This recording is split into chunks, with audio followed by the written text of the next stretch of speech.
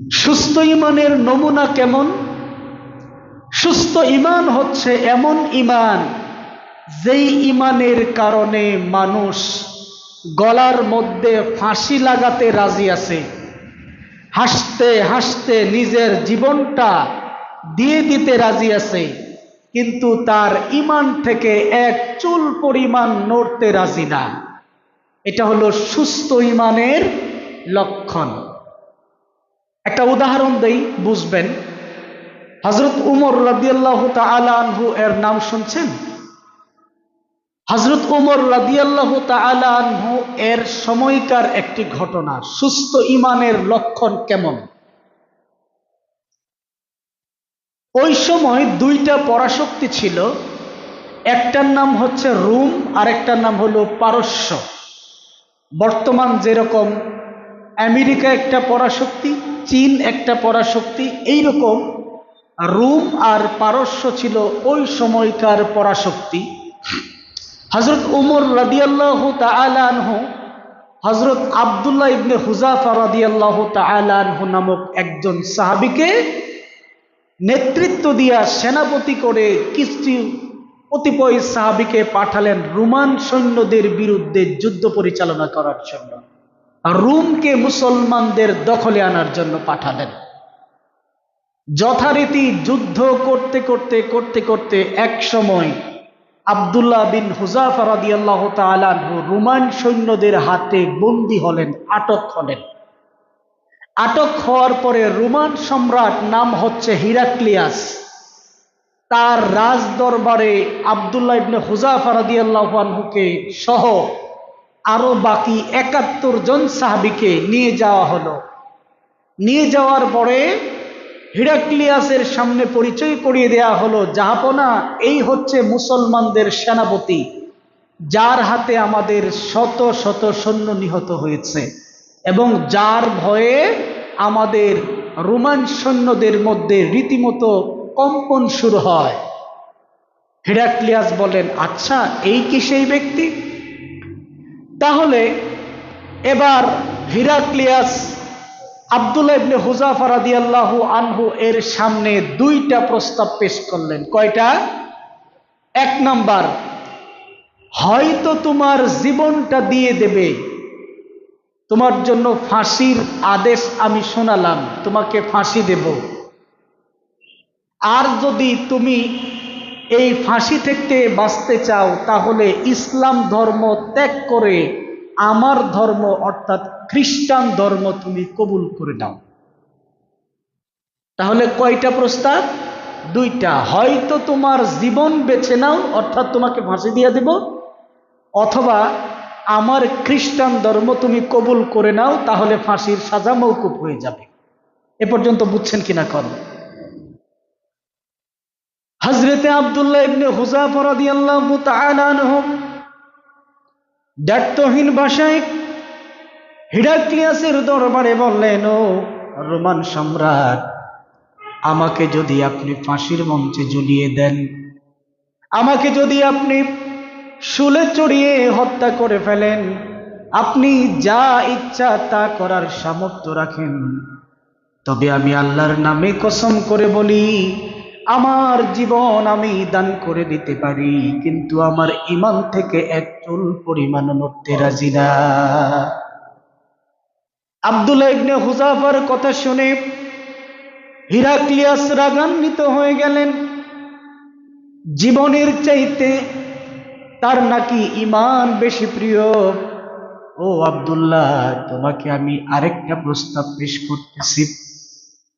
যদি তুমি তোমার দিনটাকে পরিত্যাগ করে দাও, ইসলাম ত্যাগ করে দিয়ে তুমি যদি খ্রিস্ট ধর্ম কবুল করে নাও, তাহলে আমি আমার অর্ধেক রাজত্ব তোমাকে দিয়ে দেব, আর আমার সুন্দরী মেয়েটাকে তোমার কাছে বিয়ে দিয়ে দেব।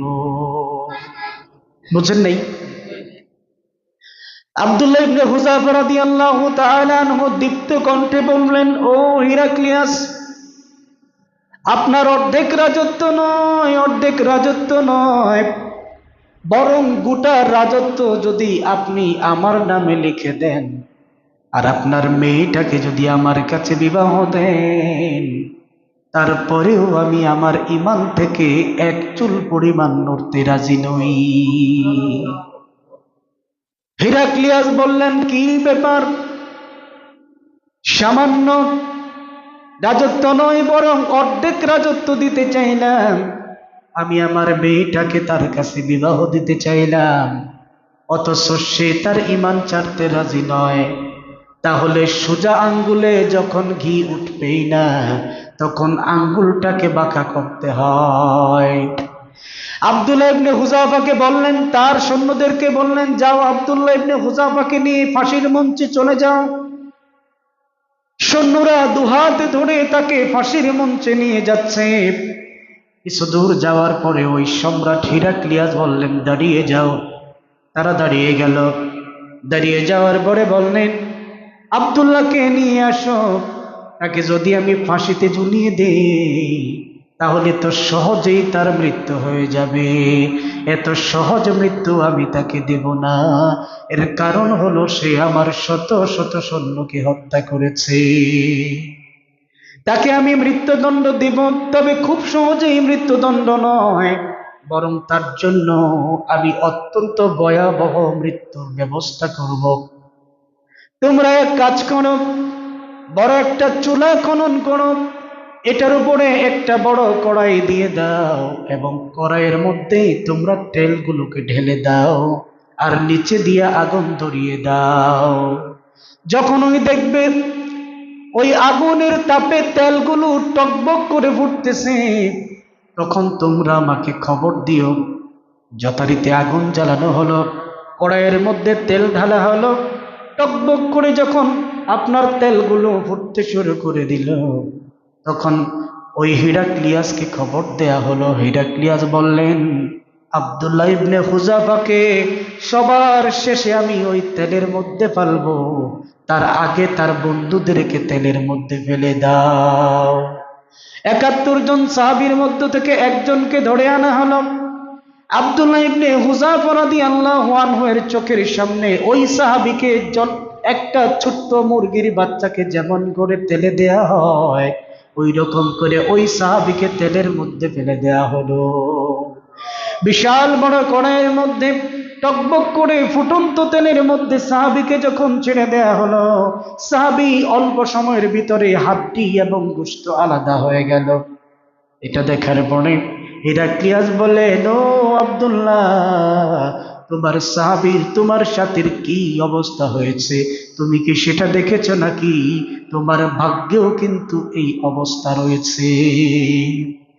আব্দুল্লাহ ইবনে হুযাফা বলেন, শুধুমাত্র একটা মৃত্যু নয়, যদি আমার সব সাহাবীদেরকে ফুটন্ত তেলের মধ্যে ছেড়ে দেয়া হয়, আর আমাকেও যদি ছেড়ে দেয়া হয়, তারপরেও আমরা আমাদের ঈমান থেকে চুল পরিমাণ সরতে রাজি নই। হিরাক্লিয়াস বলেন, আশ্চর্য বিষয়, মৃত্যুর সামনে দাঁড়িয়ে যারা হাসতে পারে, নিজের জীবনটাকে যারা বিলিয়ে দিতে পারে, যাদের কাছে ঈমানের এত গুরুত্ব, তাদেরকে ভয় দেখায় কোনো লাভ নাই। এত বড় সম্রাট, রোমান সম্রাট, তার তো ইজ্জত চলে যায়। ইজ্জত বাঁচাতে হবে, এই জন্য আব্দুল্লাহ ইবনে হুযাফাকে ডাক দিয়ে বলেন, ও আব্দুল্লাহ, তোমাকে এতগুলো অফার দিলাম, এত ভয় দেখালাম, জ্বলন্ত ফুটন্ত আগুনের তেলের ভয় দেখালাম, তারপরেও তুমি যখন ভয় পেলে না, এখন তোমার কাছে লাস্ট সর্বশেষ একটা প্রস্তাব রাখতে চাই। আমি তোমাকে ছেড়ে দেব, তবে শর্ত হচ্ছে তুমি যদি আমার কপালের মধ্যে একটা চুমু খাও, তাহলে আমি তোমাকে ছেড়ে দিতে পারি। এর কারণ হলো, ওই সময় রাজা বাদশাকে সবচাইতে সম্মান জানানো হতো, কপালের মধ্যে চুমু খাইয়া সবচাইতে সম্মান জানানো হতো। মুসলমান সেনাপতি যদি হিরাক্লিয়াসের কপালের মধ্যে চুমু খায়, তাহলে সেটা হিরাক্লিয়াসের সম্মান বেড়ে যাবে। এই জন্য আব্দুল্লাহ ইবনে হুযাফাকে বললেন, ও আব্দুল্লাহ, তুমি যদি আমার কপালের মধ্যে চুমু খেতে পারো, তাহলে আমি তোমাকে ছেড়ে দেব। আব্দুল্লাহ ইবনে হুযাফা বললেন, আমি আপনার কপালের মধ্যে চুমু খেতে রাজি আছি, তবে আমারও একটা শর্ত আছে। কি শর্ত বলো আব্দুল্লাহ? আব্দুল্লাহ বললেন, আপনি যদি আমার 70 জন সঙ্গীকে সাহাবীকে ছেড়ে দেন, তাহলেই কেবলমাত্র আপনার কপালে চুমু খেতে পারি। হিরাক্লিয়াসের প্রেস্টিজের ব্যাপার, 70 জন সাহাবী নয়, সে তার সম্মান দেখতেছে। বললেন, ও আব্দুল্লাহ, তোমার চুমু খাওয়ার জন্য যাও, আমি তোমার কথা মেনে তোমার 70 জন সাহাবীকে আমি বিনা শর্তে মুক্তিদান করলাম। এবার আব্দুল্লাহ হিরাক্লিয়াসের কপালের মধ্যে চুমু খেলেন, সাহাবীদের কিনে যথারীতি মদিনায় চলে গেলেন। হযরত উমর মদিনার রাষ্ট্রপতি, তার কাছে যাওয়ার পরে গোটা ঘটনা যখন খুলে ফেলা হলো, তখন হযরত উমর বললেন, ও আব্দুল্লাহ, তুমি এমন সম্মান বয়ে নিয়ে এসেছো, গোটা পৃথিবীর মানুষ যদি তোমার কপালের মধ্যে চুমু খায়, তারপরেও তোমার ঋণ শোধ করতে পারবে না। এই জন্য গোটা মুসলিম বিশ্বের রাষ্ট্রপতি যেহেতু আমি, সকলের পক্ষ থেকে তোমার কপালের মধ্যে আমি চুমু দিয়ে তোমাকে আমি সম্মানিত করে দিলাম। সুবহানাল্লাহ বলবেন না?